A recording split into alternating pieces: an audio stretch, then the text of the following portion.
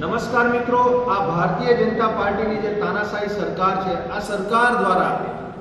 ડેડિયાપાડાના ધારાસભ્ય શ્રી ચૈતરભાઈ વસાવા જેઓ જ્યારથી ધારાસભ્ય બન્યા છે ત્યારથી તમામ લોકોના પ્રશ્નો, દરેક સમાજના મુદ્દાઓ આવે છે. એ રોડ રસ્તાનો પ્રશ્ન હોય, શિક્ષણનો પ્રશ્ન હોય, આરોગ્યનો પ્રશ્ન હોય,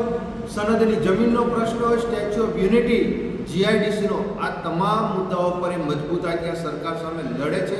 અવાજ ઉઠાવે છે અને લોકોને ન્યાય અપાવે છે.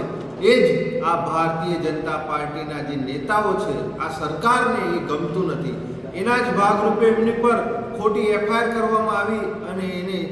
એ એફઆઈઆરમાં એમને 7 વર્ષની સજા કરવામાં આવી. એના જ ભાગરૂપે નર્મદા જિલ્લા અને આમ આદમી પાર્ટી દ્વારા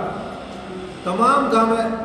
નર્મદા જિલ્લાના તમામ ગામડાઓમાં ઘરે ઘરે જઈ અને ચૈતરભાઈના સમર્થનમાં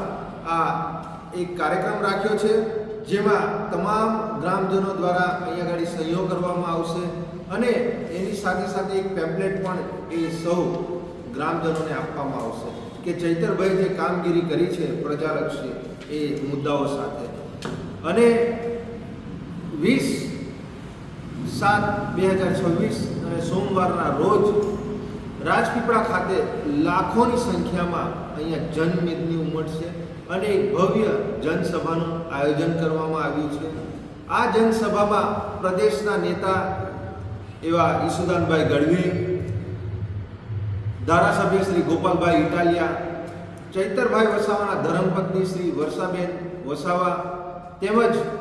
અનેક મહાનુભાવો આ કાર્યક્રમમાં ઉપસ્થિત રહેશે. અને એ જનસભાનો કાર્યક્રમ પૂર્ણ કર્યા બાદ કલેક્ટર ઓફિસ નર્મદા ખાતે આવેદનપત્ર આપવામાં આવશે, જેમાં લાખોની સંખ્યામાં જે લોકોએ ચૈતરભાઈના સમર્થનમાં સહીઓ કરી છે એ લોકો અહીં કલેક્ટર સાહેબશ્રીને આવેદન આપશે, જેમાં રાષ્ટ્રપતિ, રાજ્યપાલ અને મુખ્યમંત્રીને સંબોધીને કે ચૈતરભાઈ પર જે ખોટી એફઆઈઆરો, ખોટા કેસો કરી એમને ફસાવવામાં આવે છે, એમનો અવાજ દબાવવામાં આવ્યો છે, એમને વહેલામાં વહેલી તકે ન્યાય મળે અને પ્રજા સમક્ષ ફરી એ આવે, એના માટે આ ખૂબ મોટો કાર્યક્રમ અહીંયા થવા જઈ રહ્યો છે. તો આપ સૌ આગેવાનશ્રીઓ આ કાર્યક્રમમાં જોડાઓ, આ ઝુંબેશમાં જોડાઓ અને ચૈતરભાઈના સમર્થનમાં લાખોની સંખ્યામાં તમામ નર્મદા જિલ્લાના તમામ સમાજના લોકો આ સહયોગ કરી જન સમર્થનમાં